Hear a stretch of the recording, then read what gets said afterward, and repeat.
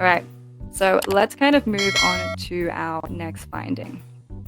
This one's also very, very, very important and really, really hits home, especially with the work I do with women who have survived a lot of different forms of assault or abuse.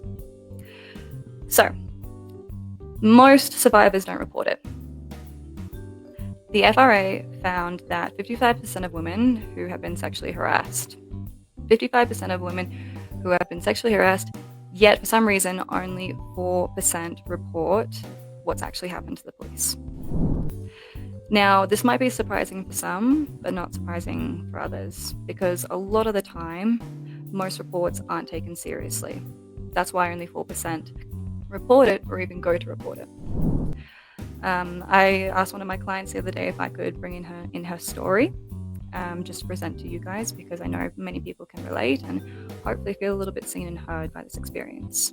One of my clients is a sexual abuse survivor of multiple different events, but the first one happened when she was in university. She was being stalked by a man. He broke into her room and unfortunately abused her. But when she brought this to the university and the authorities, it was downplayed, where's your proof? So it didn't really happen. The same thing happened to her again and again and again on different first dates with different men. The instant that she brought it to the authorities, they said, where's your proof? And again, wasn't real.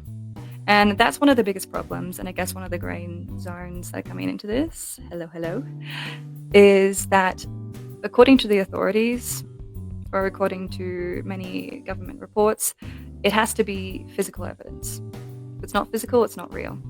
And this is why a lot of women don't report. Even if they could take it further or they could actually, get something out of it, they could put someone in prison for what they did. Unfortunately, because of previous reports, it's not taken seriously. And so that's very, very big. Out of 55% of women, only 4% report it. But how many of these incidents actually get recognized? We don't know.